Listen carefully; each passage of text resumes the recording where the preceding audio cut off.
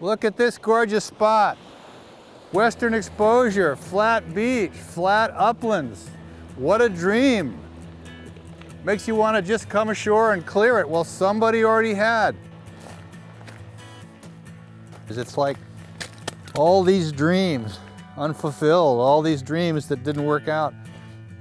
You know, and it's like if the climate had been a little warmer, if the fish had stuck around a little more, if the winters had been a little less hard, if there had been a few more people in each community, you know, so you could have a school for the kids. Maybe instead of pilings here, there'd be a ferry dock and there'd be, you know, a row of homesteads along the beach and maybe a little fish smoking place or or a salmon hatchery or something. It's like this is just a little too far north for that to happen. And it's so sad to come to these places and think about, the people were here. This is a boiler. More than anything else, this was a Salmon Coast, probably between here and Seattle. I bet you there was 100 canneries over the years. That's like one cannery every 7 or 8 miles. This boiler probably supported 30 fishermen and 50 cannery workers and their families and their bosses and the engineers and everything. All these stories, every time you come to one of these places, there's stories of the fishermen, there's stories of the cannery workers. It's so rich with these stories. More than anything else, this is a Salmon Coast.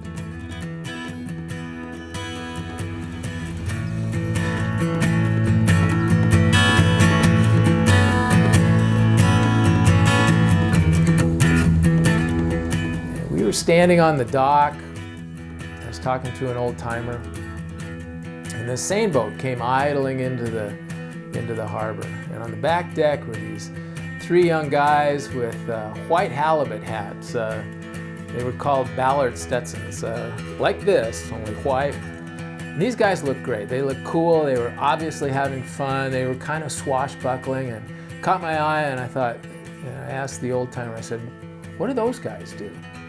And he said, "Oh, they crew on a salmon seine boat like that, yeah." And I said, "Huh? Did they make any money doing that?" And he said, "Oh, yeah, they make a lot of money in a short amount of time."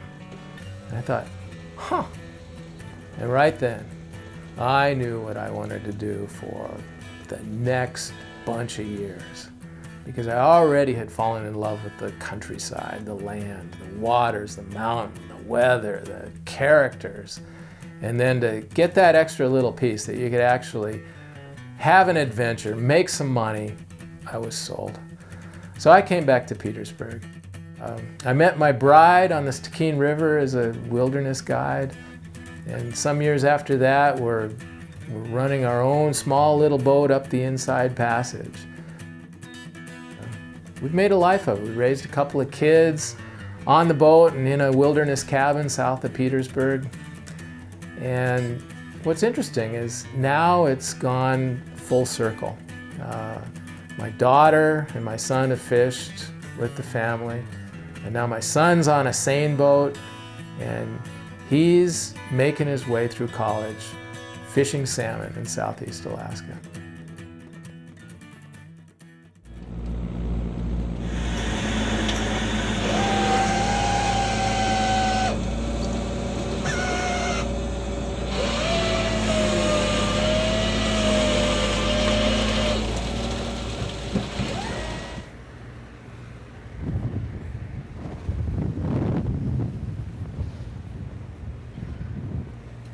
Okay.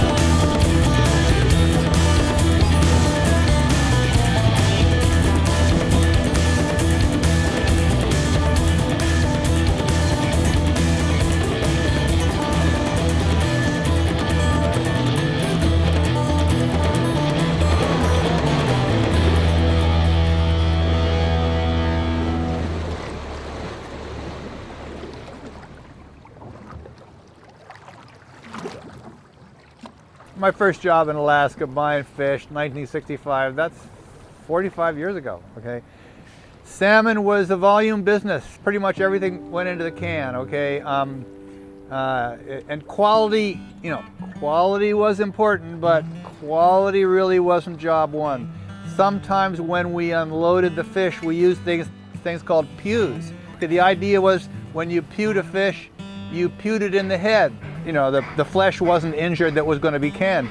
Sometimes you missed, sometimes you pewed it in the body, okay?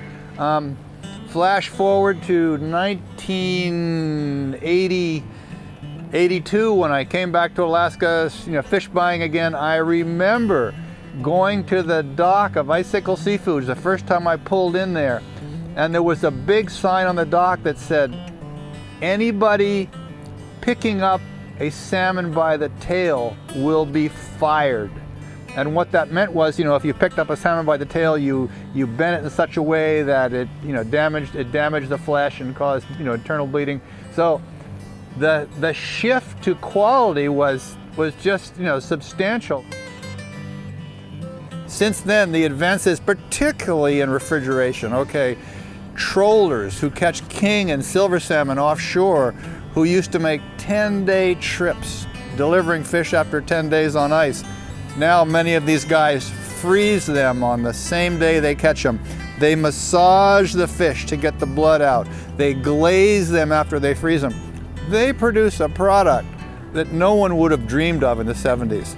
With the seiners, many fish are caught with, you know, big nets with these seiners. Refrigerated seawater, very cold fish, delivered frequently, plus you have the crews who realize that their livelihood depends on them treating the fish well. So all of a sudden, you've got this fleet of, you know, really sophisticated vessels with really smart crews producing a world-class product. And the key is it's sustainable. Alaska's been managing its salmon successfully for over 100 years. What this means is when you buy an Alaskan fish, this isn't an endangered fish. This isn't a fish in danger of being depleted. So eat plenty.